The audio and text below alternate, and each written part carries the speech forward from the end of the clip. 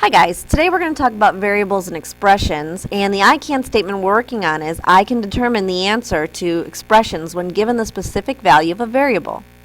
So we're going to tell you what the value of each variable is going to be, and you need to determine when you plug it in what's going to be the value of that expression. And we're going to do that through the use of our knowledge of the order of operations, which is what we're going to use to evaluate, because we're still going to use the order of operations when we work with algebraic expressions. So let's begin by looking at this table. On the left and right side, let's make some comparisons. What's the differences between these two columns? Think about those differences and we'll talk about it in just a minute. But here's a math sentence or statement. Where on the chart would you put it? Would you put it on the right-hand column or the left-hand column?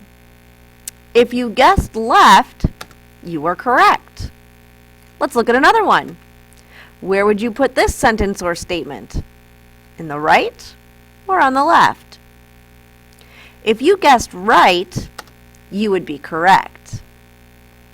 How about this one? On the right or on the left? Once again, this one would go on the right. And one final one. Where would this one go? If you guessed left, you are once again correct. So, what labels should we put on the top of this chart? Well, we've talked about, first of all, what are the differences?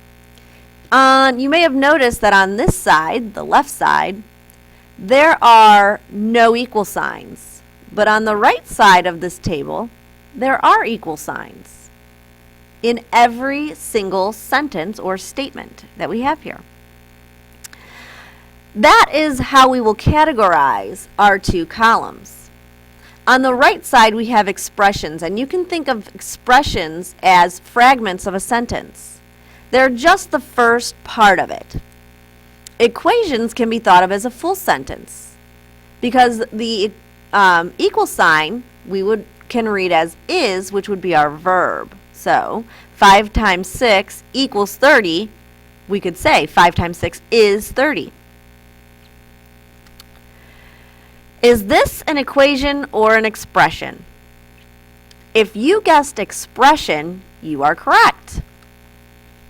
This expression has two parts. It has this number 5, which we call the constant. And in your summaries, you might want to put this down because these are important terms that we will be using throughout the rest of this unit. The n is called a variable. And we call it a variable because it has, it can have many values. So 5 plus n is an algebraic expression, and it's simply because there is no equal sign and the fact that it has a variable. So we've talked about numerical expressions where we had something like 5 plus 2 and it was all numbers.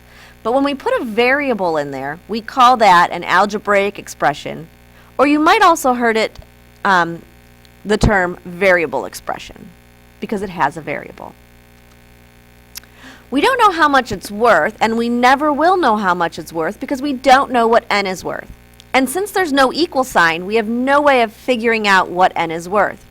So the question you might be thinking is, how do we know the value of, or how can we find the value of this expression, 5 plus n? Well, in order to do that, we have to be given a value for n. So if n is worth 1, so if I wanted to say n was worth the value of 1, then the expression would be worth 6. If n is 1, I would simply look in my algebraic expression, substitute a 1 wherever I see an n, and then evaluate. 1 plus 5 equals 6. What if n is worth 2? Well, I would plug in 2 where I see an n in my expression, and then add it to get 7.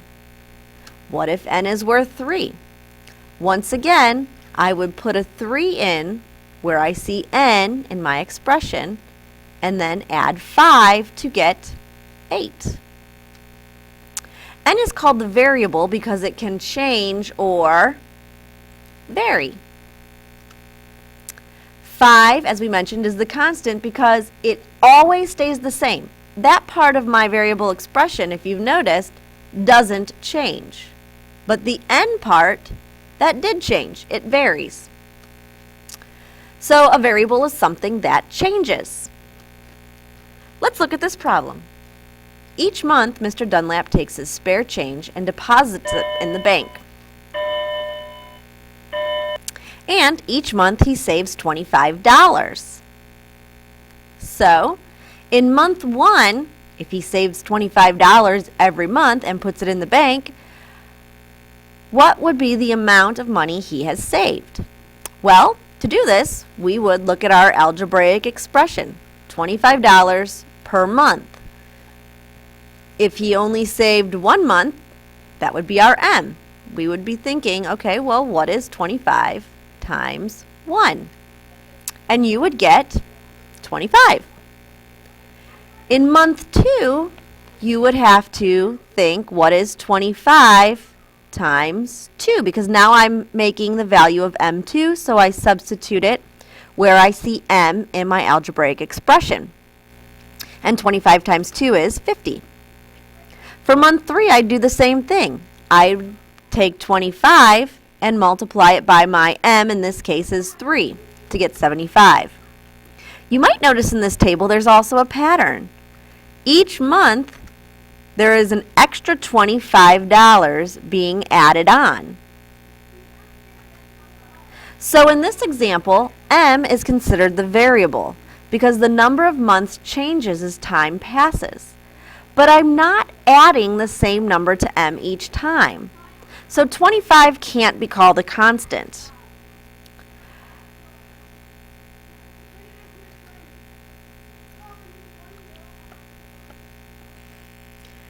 Okay, so in this problem, on my birthday, Aunt Dot always gives me $5. She also gives me $1 for each year of my life. So I get $5 plus whatever my age is, basically. So my first birthday, which I'm going to use called B, represent with B. So my first birthday, I would have gotten $1 for being 1, plus $5 because Aunt Dot just loves giving me $5, which would give a total of $6 for my birthday. On my second birthday, she'd give me $2 for my age, plus $5 just for being alive, which gives me $7 for my birthday. On my third birthday, she would give me $3 for being 3, plus $5 extra for a grand total of $8. You might have noticed a pattern. Each year, I'm getting $1 more than the previous year. In this case, 5 is a constant because that does not change what I'm adding and or subtracting each time. So, remember, a constant is something that does not change. B plus 5 is an algebraic expression because it's got letters, variables, and numbers. If I wanted to find the area of each rectangle with a given dimension, in this case, I have 2 variables. I can change the length or the width of my rectangle. But in either case, I would still substitute my 4, which is the length, with L, and my 5 with W, because that's the width, to get 20. In the next one, I would substitute 8 for L and 9 for W, multiply and get 72. In the next one, I would substitute 12 for L and 2 for W to get an area of 24. I would then substitute in the next one 3 for L and 21 for W to get a grand total of 63 for my area. And in the last one, I would substitute 15 for L and 15 for W, which would give me 225 as my total area. L and W are both considered to be variables, and LW, or L times W, is an algebraic expression. If I wanted to find the perimeter of each rectangle, I would have to multiply the length by 2 and substitute 4 for L, plus multiply the width by 2. And I'd have to use the order of operations and do 2 times 4, which is 8, plus 2 times 5, which is 10. So I would do 8 plus 10 to get a perimeter of 18. In the next one, I would take 2 times my length of 8 plus 2 times my width of 9. And 2 times 8 is 16, 2 times 9 is 18, so 16 plus 18 is 34. Pause the video and complete the table in your in the work section of your WSQ. When you're done, hit play.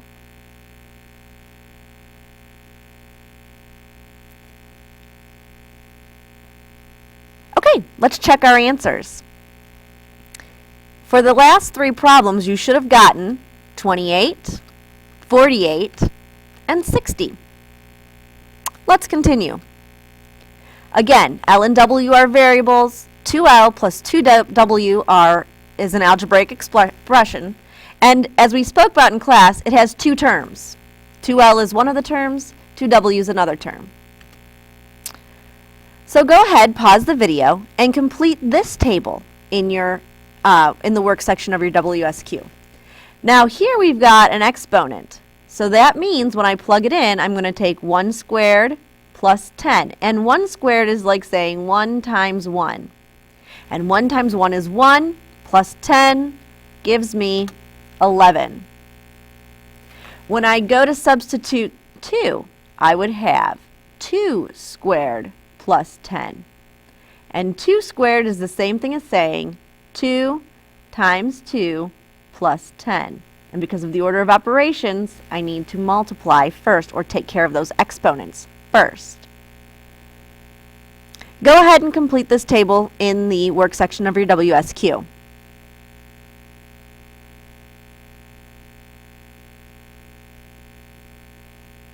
Okay, let's check your work. 14. When R is 3, you get 19. And when R is 4, you should have gotten 26. Now it's your turn. On your own, find the value of the expressions below. Assume that B is worth 5. So what are you going to substitute for B? 5. We are done with the lesson. Go ahead and pause the video and complete 1 through 8 in the work section of your WSQ. You can go back and watch any portion of this video as many times as you need to, or the entire video. But don't forget your summary and question at the end.